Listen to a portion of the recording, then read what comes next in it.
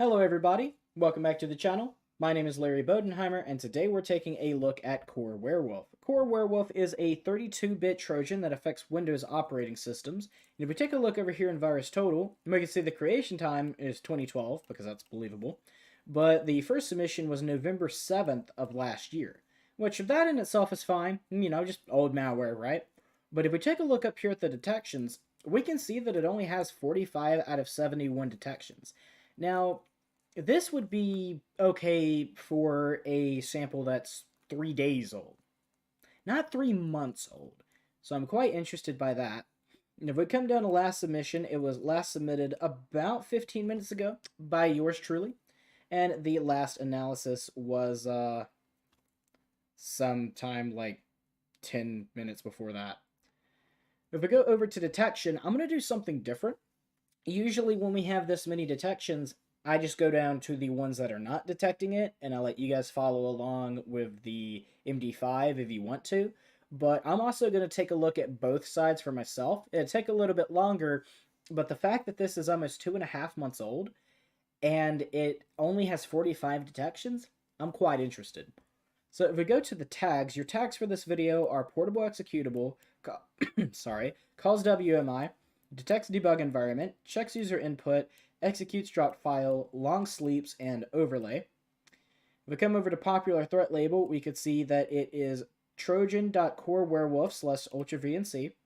Threat categories is just Trojan, and family labels is CoreWerewolf, UltraVNC, and Juzwolfen. If we come down, let's take a look at the major AV companies that do have a signature for it. So we got Avast, AVG, Avira. Bitdefender has a generic one, but that's fine, as long as they have something. BCAF Pro, CrowdStrike Falcon. What other major ones do we have? MCSoft, ESET, GData, and Google. Malwarebytes has one. Kaspersky has Backdoor CoreWerewolf. What else? Microsoft has one. It's just Whack Attack. That's what they do for all of their Trojans for some reason. McAfee Scanner has one. Palo Alto Networks. What else is around here? Symantec has one. It's generic. Sophos has a generic one as well, but fine. And that's about it for the major ones. So let's take a look at the minor ones that are not detecting this. So you've got ClamAV, but ClamAV's detections on VirusTotal are poor as they are, so, whatever. And WebRoot, which surprises nobody if you've seen my videos on this channel before. So the only two major companies that aren't detecting this are ClamAV and WebRoot. The other ones are companies that you've either never heard of or you know them for have abysmally poor results. If we go to details, we can see the MD5, the SHA-1, and the SHA-256 for the video. If you're new and you want to follow along, this will be in the comments down below. You don't have to type it in on your own. PEID Packer is Microsoft Visual C++. Okay. The three names for this are this randomstring.exe, which is the one I have. I got it off of a malware forum. And we've got 7-zip sound effects mod, or SFX, and 7-zip SFX mod 86.exe. You may have heard a chuckle when I said that, and I'll get to that in a second. If we go to relations, we can see there's two contacted URLs, but they both seem to be Adobe, so that's fine. But if we come down to contacted domains, we've got some Adobe ones, a Mozilla one, Packed Web Services, and two Microsoft domains. But we also have this one, neftdeparkstroy.ru, with 7 detections, so we definitely will want to come back to that later on. We also have 22 contacted IP addresses.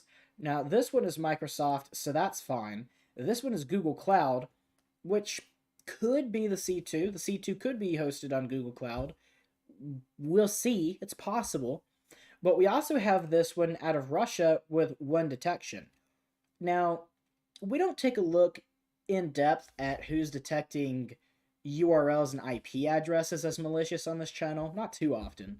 But take a wild guess as to who you think is detecting this as malicious. Is it a popular company like SockRadar or Elasticstack? Well, not exactly. So, there's no guarantee that this is malicious yet. But the fact that we've got a 7 detection URL out of Russia, and we have this 1 IP address out of Russia, I would say it's more likely than not that this is malicious. So if Webroot is the only one that detected this, they locked the fuck in. And I'm going to have to give them props for that. But we'll come back to that. There's no guarantee it's malicious yet.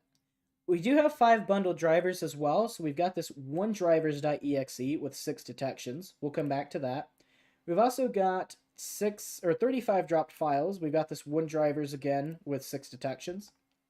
Everything else either has not been scanned, is a temporary file, or has no detections. And again, we don't spend much time on behavior on this channel, but if you want to see it for yourself and you don't want to follow along, this will be your chance to do so.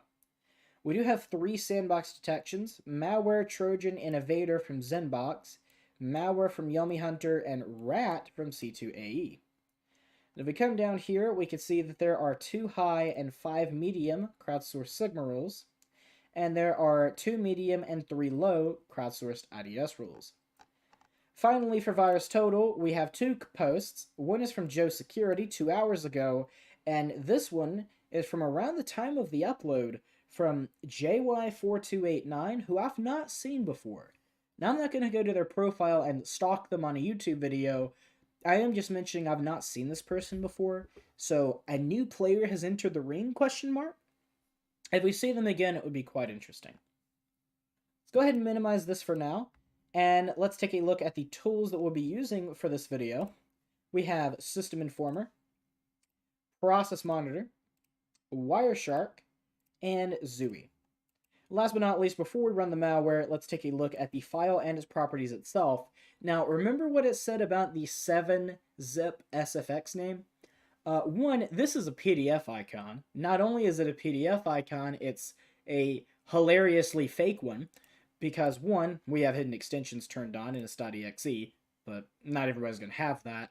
Two, the paper itself, the actual icon, looks okay, and so does the ribbon, but it looks like someone stole a PNG off of Google Images and then just very shoddily wrote .pdf on it. But if we take a look at the properties, it gets even crazier. Now, remember what I've said. You don't get any points if you have no details about your executable on the properties file, right? You get positive points if I go to details and it looks realistic and believable. The more realistic and believable, the more points. What should I do when this says .pdf and it's very well written out in the details, but it's for 7-zip? So 7-zip setup SFX, a realistic file version, a realistic product version, they're the same, but a realistic looking copyright, and the only thing that makes me look like maybe is the size, and that's not too unbelievable for 7-zip either. And again, the original file name is this sfxmod_86.exe. So, do I give them negative points? I give them positive points if it's believable and matches the file. I give them no points if there's nothing here. I think in this case, I have to give them negative 20 points. I'm going to wrap this up, but I would be more willing to believe this if it had nothing than if it had this. This is ridiculous. But we're going to go ahead and click cancel here. And without any further ado, let's get Process Monitor running. Let's get Wireshark running, and let's take a look at the malware. Do you want to allow this app from an unknown publisher to make changes to your device? Sure, why not? Let's go ahead and open System Informer really quick, and immediately we can see the file opens over here, and it opens command.exe with console host running under it. And it should open a few more files, at least it did in testing, but if it doesn't open them now, they'll open later. We do also have how do you want to open this file right here. There it is, onedrivers.exe. So I will click Firefox. I have to do this because I don't have a default set browser. Go ahead and scroll down here, and immediately it opens prot.pdf out of the temp directory. Now, I could translate Cyrillic. I'm not translating all this, because this would take me hours to do. Or maybe 1 hour. It's not that much, but that's not going to happen for this YouTube video. So if someone who fluently speaks Russian as their primary language wants to translate all this in my comments, I'll pin your comment. That's really all I can do, but I'll appreciate it. But it does give you this fake looking invoice. But we'll just go ahead and close that. And as you can see over here, we have this OneDrivers.exe, which was found in VirusTotal. I'm going to go ahead and pause Process Monitor now so that it doesn't just crash because of out-of-memory errors. But if we take a look over here, I'm going to go ahead and open the file location of this OneDrivers. And I'm going to show you something that I think is quite interesting. So we're going to drag OneDrivers.exe over here. And as you can see, this was last analyzed 35 minutes ago and only has 6 detections. So what's going on? Is it a brand new file? Or is it a brand new copy of the original file?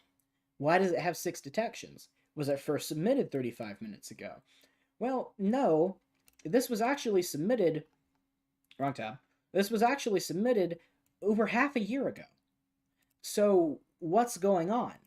Is it just not being detected by anybody? Is it packed? It's not packed. So what do we figure from this?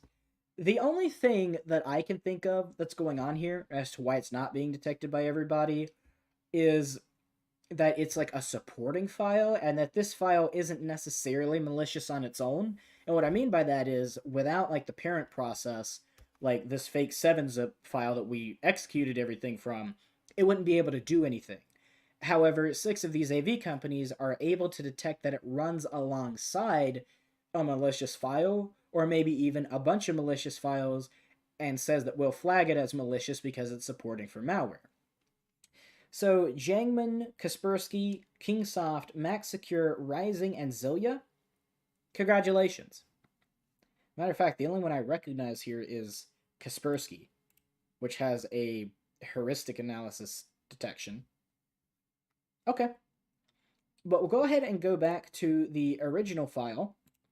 And as you can see, it's not doing much else. It has command.exe, console host, OneDrivers, and timeout. All of these are legitimate programs except for this and this. So next, we're going to go ahead and open Process Monitor. So let's go ahead and do 2 filters. The first filter that we're going to do is operation is create file. And the second thing we're going to do is process name is, I'm not typing all that, and we'll click apply. It took a few seconds because we've got almost 3 million events, but it shouldn't take too long. And we can see we have 347 events. So let's bring this over to the left side of the screen. I said let's bring this over to the left. Give me that. And we're going to drag it to about here. That way, if anything new does open, we'll be able to see it. And I'm going to drag the path name over here so that we can read everything. So immediately right off the bat, we've got a bunch of DLLs that are being called. That's standard for all the malware we see on this channel. Immediately accesses the startup directory. That's bad. I shouldn't have to explain why that's bad. But it looks like it's also calling desktop documents and favorites for some reason. It's also been to recent and send to and start menu. And music and video. So it looks like it's calling everything in the whole directory for this user. We've also got network shortcuts, templates. We've also got start menu programs start up. Wait a minute. Okay, wait. So let's jump to the actual startup directory. And where is this start up that you speak of? That doesn't seem to be in here. And just to show that I do have hidden files on, I do have hidden items turned on. Let's try to just jump to this start up directory. And it seems to be gone. I have no idea why it has this selected. They're obviously not the same folder. But the start up directory is nowhere to be seen. Interesting. But if we keep going, it's accessing printer shortcuts, iNet cache and cookies, the history. If we keep going down, we've got administrative tools being accessed in the programs directory for both program data and users. We've got Microsoft Windows burn. It doesn't say name not found, so let's jump to it. Temporary burn folder. Okay, this may be legitimate. Possibly? There's nothing in here, so I guess we'll never know, but... The only thing I can think of burn being legitimate is way back when we used to burn stuff to CDs. Is it possible? Sure, but that was a long time ago, and this is relatively modern malware. So it's actually making a folder for 7-zip SFX. Can we jump to it? Yes, we can, and as we can see, there's a bunch of files in here that don't seem to have an extension. Well, as a matter of fact, some of these do have extensions. They're... I'm not even going to try. There's 4 of them, and I'm sick, and I'm just not even going to do that. But we've also got this one with no extension. Interesting. It may be some of the files that we saw over here in relations, in dropped files. So if we go back down to here, there were the 35, and they have these random names. Who knows, right? But if we keep going, we've got more DLLs being called. We're not going to get much out of that on its own. It's calling command prompt, obviously, as we can see it constantly running in the background. And 7zip.sfx is being called again. What else? Going to the temp directory. That seems to be about it. This is surprising because usually you get to the real meaty, juicy stuff in the end, not the beginning. But the beginning had quite a lot to tell us. So now we're going to try OneDrivers.exe. So let's go ahead and change the name. Can we just select it from here? Yes, OneDrivers. So we'll apply that filter and do it like that because I'm lazy. Yes, add it. Shouldn't take too long because we're not calling or capturing any new events. And we have 323 events here as well. So let's look through here really quick. It's calling itself in the temp directory. Okay. User env.dll. Just a bunch of DLL so far. ultravnc.ini. If we jump to that, it is here. Okay. It's a... Yeah, it's a configuration settings file with 1 kilobyte. So let's try to edit that. File transfer enabled, FT user impersonation. Okay. Primary, secondary, HTTP connect, XDMC, PC connect, auto port select, port number, HTTP port number. Aha. So it looks like it's doing this to confirm impersonation of a file, which in this case is probably impersonating UltraVNC. Who could have guessed? But it seems we've got passwords down here as well. This one's just a random string of zeros, and this one's a random string of letters and numbers. But, you know, it's there. This is very interesting and quite unique for the things that we've seen on the channel so far. Now, if we do have a bunch of other INIs, I'm not going to look at every single one. However, it looks like it's just calling this one over and over again. Aha. That's nasty.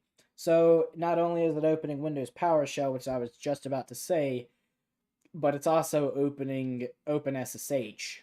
It's also registered that we have Fiddler on the system, but maybe it hasn't, or maybe it's detected that it's not running, so it went through anyway. We've seen quite a few malware samples lately that detect the Fiddler folder, but still execute. I'm wondering why that is. But it looks like we're calling OpenSSH again. Nappy NSP, I'm not entirely sure what that is. UltraVNC again. OneDrivers.exe. And that seems to be about it, other than just calling the same file again and a bunch of DLLs. So we saw startup immediately. I hate to say it, but I don't think this is just a simple info stealer. Now that being said, we're using very little of the CPU on this program. Every once in a while it's closing timeout and reopening it, which makes me think that when it does that, it runs its checks again, and it's probably set on a time-based interval. So, that may actually be done through UltraVNC, or this, air quotes, UltraVNC. It's possible. It is possible. File transfer timeout, 30 seconds. So I don't think we've seen this re-executing every 30 seconds, but it's been pretty consistent. keep alive interval of 5, and socket keep alive timeout of 10,000. Disable tray icon, yes. So what if we change that to 0 and save it? And then we wait for this to close and reopen again. We do have other things we can do while we wait for that to finish, but let's go ahead and take a look at Wireshark. Surprisingly, we don't have a lot of packets that are being sent, but remember that 80.85 that we saw out of Russia that I said we didn't know whether it was malicious or not? It's being called with a bunch of TCP retransmissions. Or I guess saying being called is improper in this case. It's sending information back and forth on TCP retransmissions, port 5214 to 443, which is HTTPS. So that is quite interesting. Quite interesting indeed. Is there anything on HTTP? Just one. And it looks like this may be Microsoft. So, I mean, we'll look over here. Yeah, it's just Microsoft Weather Service. We've seen that before. So, nothing's being done on clear, which sucks. Whoa. Whoa. Okay. Yeah, I'm very... It's retransmitting to a bunch of different ports. So, I am extremely wary of that IP address. So far, I'm thinking Webroot goes home today with a massive W. But I'm also still interested in that Google Cloud IP address. So it was, where was it? Hey, here it was. So it was a 34. So let's type this in really quick. I do see a 34 already. And I don't think we searched anything recently. So is that a Google Cloud IP address? First, we're just going to try the one that we've got. 34. I'll have to scroll down a little bit. 34.149.100.209. And nothing is being sent from that IP address to this machine, or the network. So, don't know why I did that. So now we're going to go ahead and, instead of just trying to put that IP address in here, because we already know it's here, I mean, we can see it, we're going to go ahead and instead go to abuse IPDB and whois. And we're going to try this IP address first, but then we're also going to try the old Google Cloud IP, and we're going to try this 80 IP as well, the one that was right here at the very bottom. So we'll go ahead and, in the meantime, stop this packet capture, save it as 1, start a new one, and we'll shove that into Zooey. Let's go to Documents, and we'll let that run in the background. Now we'll minimize this, and we're going to go to Abuse IPDB first. So that IP address in... Oh, crap, I already forgot. Okay, we'll open a new Wireshark instance. That's fine. And we'll open it as 1.pcap. Let's go to Open 1.pcap. And we'll scroll down towards the bottom. 34, 34, 34, 34. Where the heck is my 34? I know you're here. Let's go to, like, the middle. Okay, I know I'm not losing it. We all saw it. It's in the video. The ghost of malware past is not going to hide this IP address from me forever. There it is. Wait, I saw it. I saw it. I saw it. I saw it. Where are you? There we go. And I'm so sorry. Okay. So 34.54.88, oops, .138. And it was not found in their database. However, it is definitely Google, which I already knew because of the first 2 digits of the IP address. But is it Google Cloud? So right now it's just saying Content Delivery Network. Let's use the right one. Let's see if this tells us anything extra. Direct Allocation, Google LLC. Yes, the IP address are in use by Google Cloud customers. Potentially a new C2? Possible. But now let's go ahead and take a look at the old Google Cloud address. Oh, my brain just had a brain fart. 34 is copy this, and we'll shove it in here and check it. And this was found in the database and was reported 136 times, with a confidence of abuse at 46%. I don't ever pay attention to that. I just go what my brain tells me. But still, we have received reports of abusive activity from this IP address within the last week. It's potentially still actively engaged. So it's a port scan from the IP address to TCP port 53071. Now, we didn't see anything like that from the other Google Cloud IP address, but if you remember correctly, we saw a bunch of port scans from the Russian IP to a relatively similar TCP port.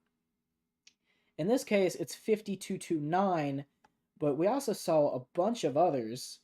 Where was that huge wall that we had?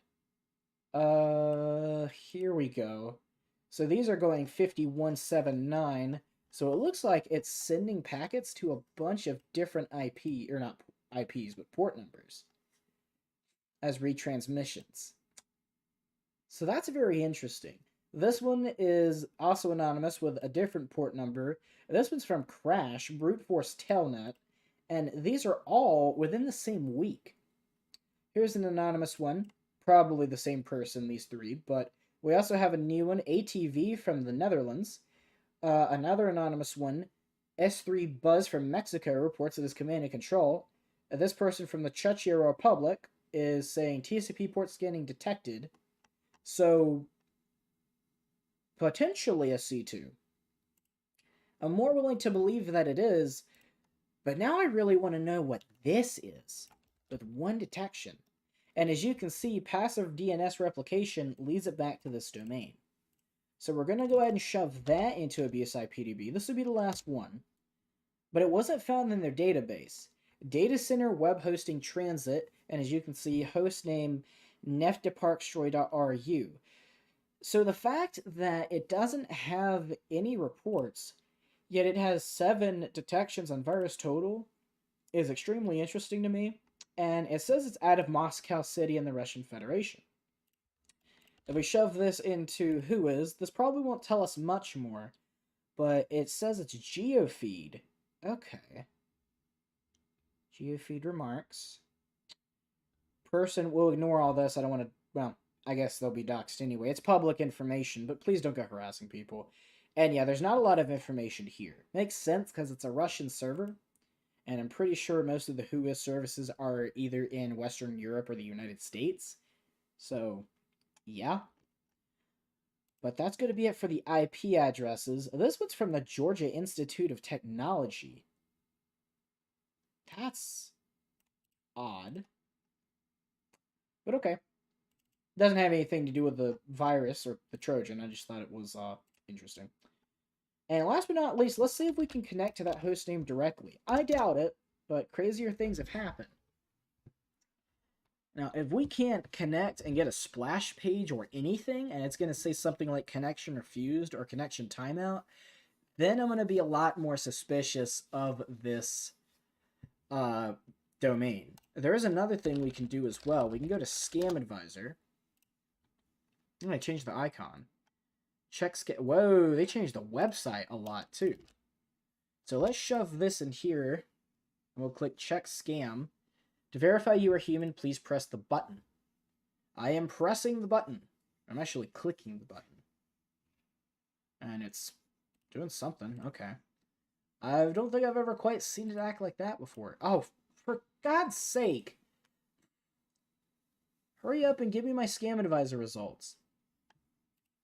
And if we go over here, it just has an hourglass. It says about new tab. It's not doing anything. That's odd. And if we come over here, it has no reports, but it has a trust score of 55 with no positive highlights. The identity of the owner of the website is hidden on Whois. Interesting. Not necessarily malicious on its own. It could just be a OPSEC thing, but that's usually kind of rare for things like this. Tranco rank is rather low. The website's in a high-risk location, Russia. The age of this site's very young, and the site does not allow us to analyze its content. Okay. I'm really... Oh, it's going again. I'm really starting to believe that maybe this is the C2 and they're just using a Google Cloud IP for packets, or not packet sniffing, but port scanning and maybe hosting files. I really don't know, but both of these IPs are extremely suspicious. So that's going to be it for that. Really the last thing that we can do, and which is good, but ping sender. Right. Uh-huh. Alright, but as I was saying, the last thing that we need to do, which is good because we're already over the 30-minute mark, we are going to restart the computer and open the... I forgot what it's called because they changed the name. System Informer. And we're going to quickly look and see if it does have persistence. I'm not updating Windows. Don't you dare force a computer update on me. Now, in this case, I'm fairly certain that it has persistence. No proof until we look at System Informer, but I'd be willing to bet $20 and probably my entire Bionicle collection that this malware has persistence. But we're about to find out. Gonna log me in automatically and go. System Informer. Maximize. And is it running anything suspicious? Not yet. But I'm sure it will soon. I'm fairly certain it's going to. So if it doesn't, I'm going to lose my mind. But, yeah. Also, another interesting thing that I saw, this malware is 2.5 months old, and yet the C2 is still operational. Whether it's Google Cloud or that Russian IP, they're both operational. And most likely, both are still being used for the malware. Especially the Google Cloud one, because I had 3 reports in the past week. But that's just something I thought was interesting. Taking a look, I don't see that it has any persistence. Now watch it make me bite my freaking tongue, but I don't see it starting up again. Which is interesting. So, are there any fake service hosts.exes or fake trusted installers or anything like that? Console host is open owner compatibility tail runner, but that's not malicious on its own. It really doesn't seem to have persistence, does it? This is extremely interesting. Okay, I guess I'm giving up my Bionicle collection. So here's what I'm going to do. I'm going to end the video now. If it does come back up in System Informer, I'll include a little clip at the ending say that it did reboot successfully and it popped back up. But usually if it doesn't do it by now, it's not going to. I'll leave it up for about 10 minutes, so if it does, I'll include a clip at the end. But that's going to be it, at least for now, for Core Werewolf. Okay. If you guys did enjoy the video, please make sure to leave a like and subscribe if you're new to the channel. Leave a comment as well, letting me know what you thought was interesting with this particular malware sample. And if there's anything I didn't do in this video that you want to see in future ones, or if there's anything I did that you feel is unnecessary. My name is Larry Bodenheimer. You guys have been amazing. And I will see you in the next one.